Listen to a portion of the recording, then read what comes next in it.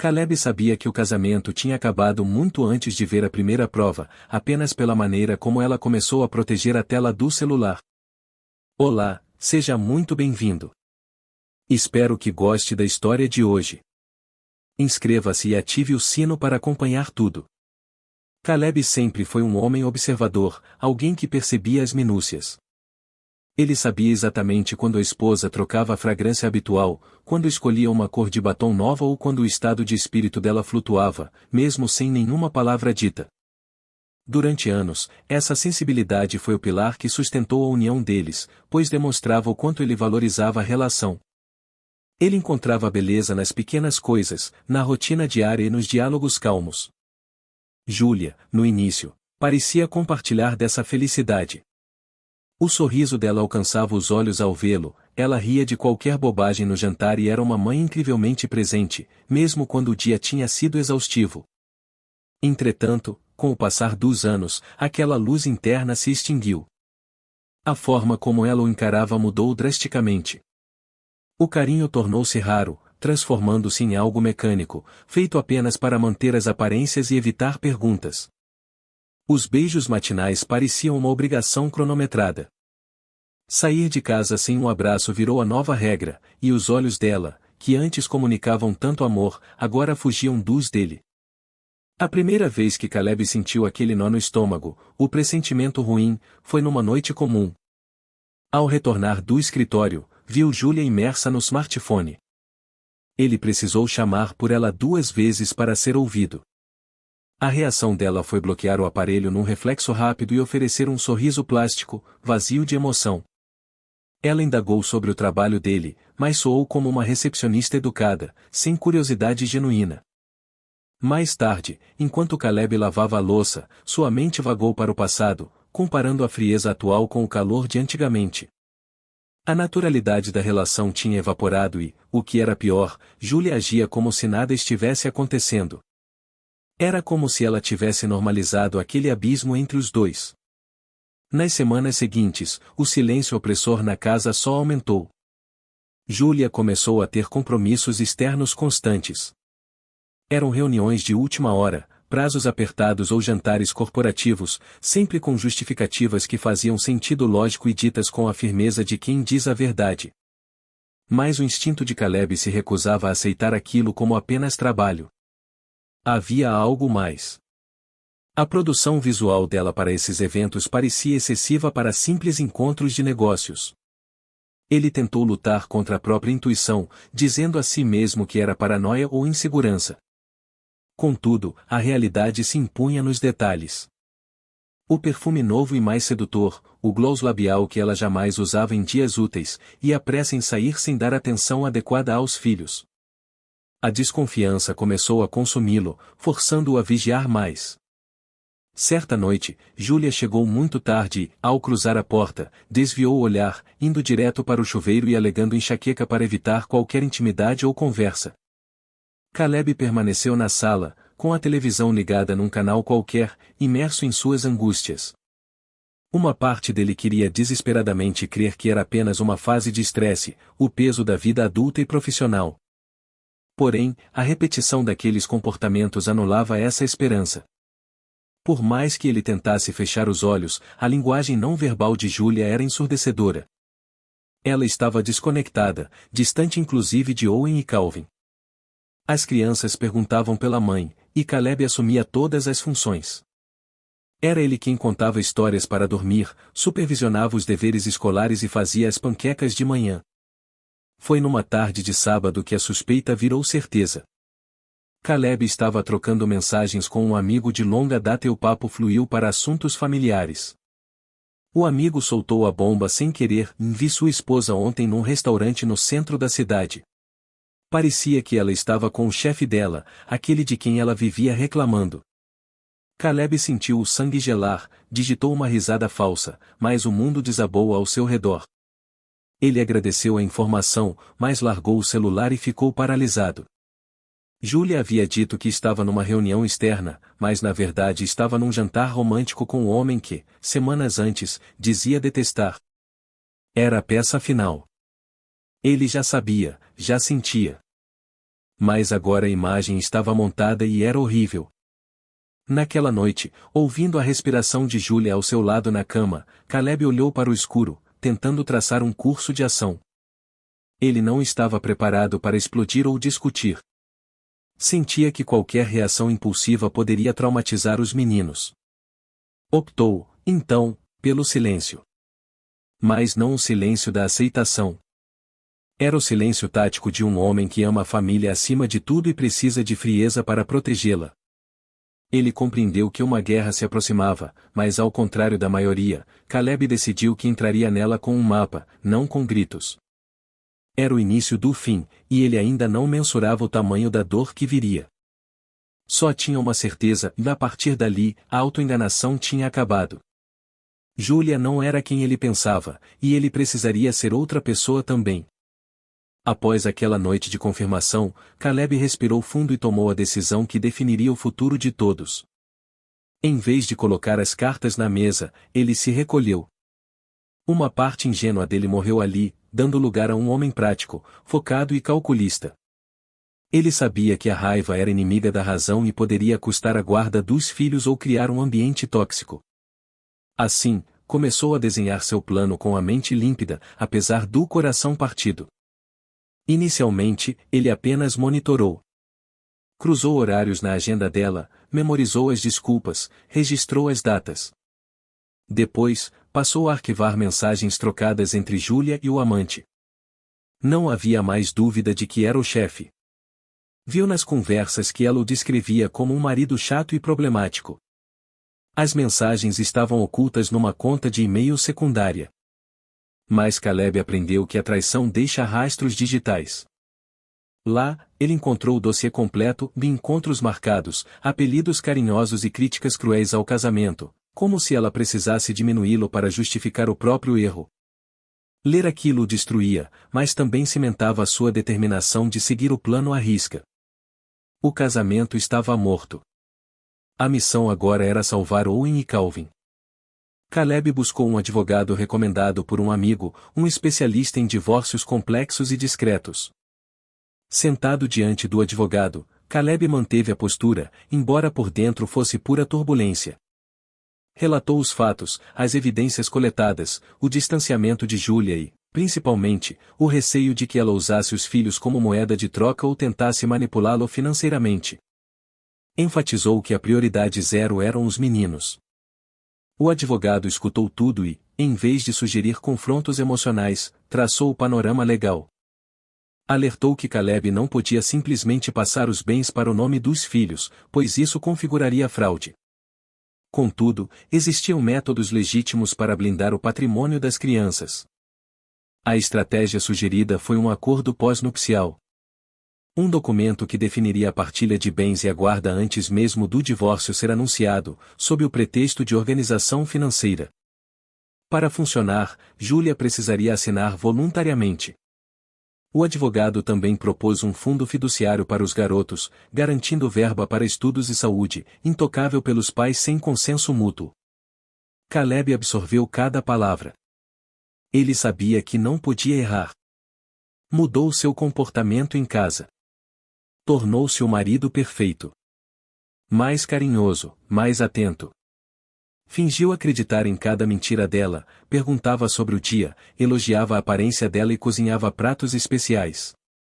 Lentamente, ele baixou a guarda dela. Numa conversa casual, comentou sua preocupação com o futuro das crianças se algo acontecesse a eles. Citou um exemplo fictício de um casal que teve problemas legais e deixou os filhos desamparados. Júlia concordou, achando a história triste. Foi a deixa para Caleb sugerir que colocassem tudo no papel, por segurança. Frisou que não era sobre separação, mas sobre proteção patrimonial. Júlia, sentindo-se segura naquela falsa normalidade, achou sensato. Com o texto preparado pelo advogado, Caleb apresentou o acordo. O documento criava o fundo para Owen e Calvin e travava a movimentação financeira. Havia também uma cláusula vital, em caso de dissolução do casamento, a guarda seria compartilhada, mas a residência fixa seria com o pai, para manter a rotina escolar. Para convencer a esposa, Caleb apelou para o instinto materno e a estabilidade financeira. Disse que era a única forma de garantir que os meninos nunca passassem necessidade. Júlia leu superficialmente e, confiando na postura mansa do marido, assinou.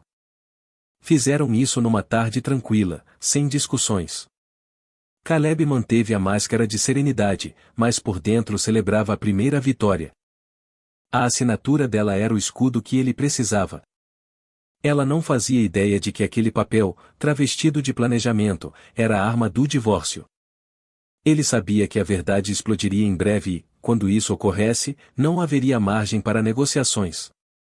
Tudo estava blindado pela lei. Agora, restava apenas o ato final. Caleb estava pronto para a dor do confronto. O dia D chegou numa sexta-feira. Ele saiu mais cedo do trabalho, foi ao escritório de casa e retirou da gaveta trancada o dossiê completo.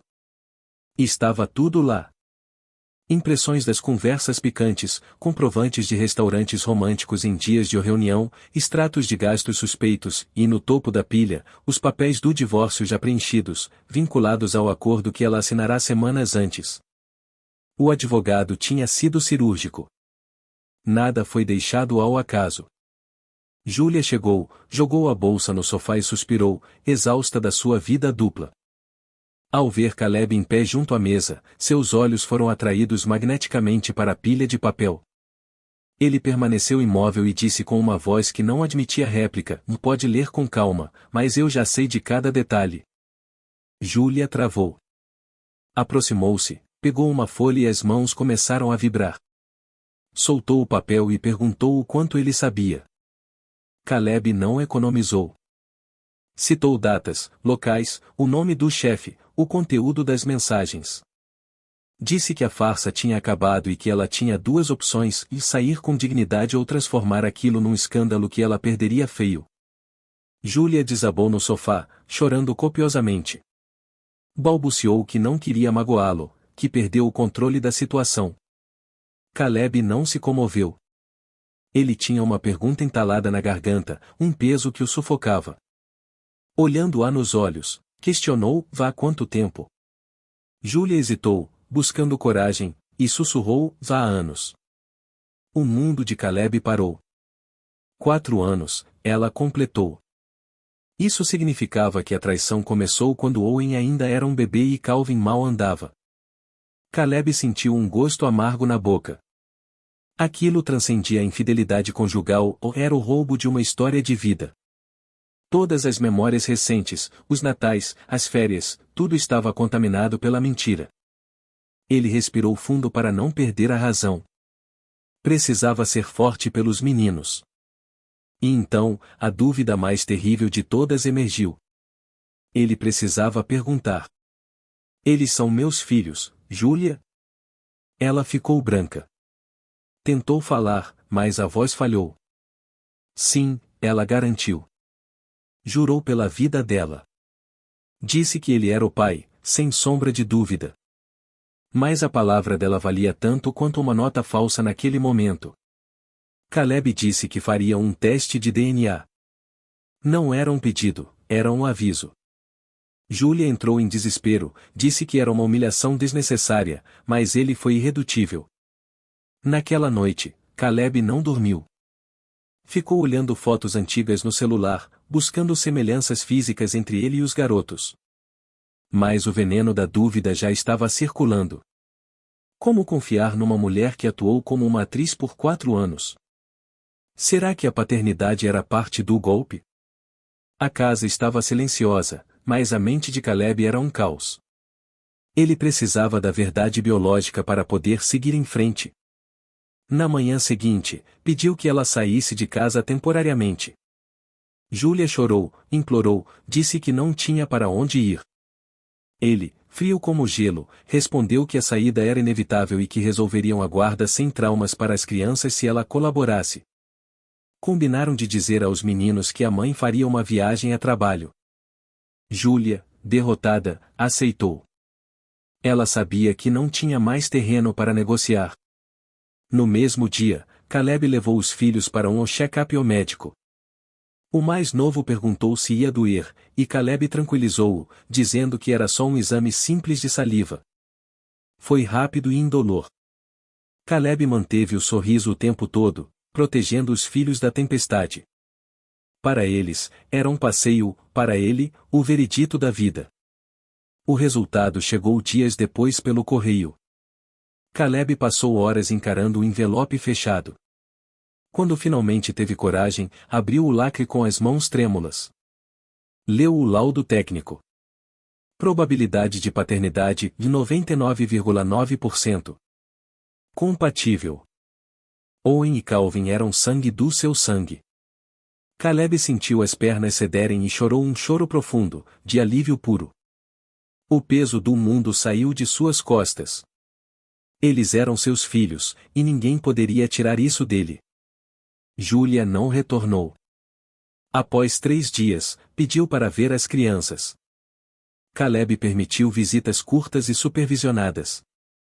Ele manteve a rotina dos garotos inalterada, jamais falando mal da mãe na frente deles. O processo de divórcio foi célere. Como o acordo já estava assinado, não havia o que discutir. A casa ficou com Caleb. A guarda, compartilhada no papel, mas com residência fixa com o pai. E o dinheiro dos meninos, protegido. O plano funcionou perfeitamente. Com a parte legal e familiar resolvida, Caleb pegou o último pacote de evidências. As provas do caso com o chefe, os e-mails corporativos usados para marcar motel, tudo. Enviou anonimamente para o CEO da empresa e para a esposa do chefe de Júlia. O efeito foi devastador. O chefe, um executivo de carreira, foi demitido por justa causa e violação de conduta. Júlia também foi dispensada dias depois. A esposa do chefe, ao receber o dossiê, pediu o divórcio imediatamente. Pouco tempo depois, Júlia ligou para Caleb, histérica.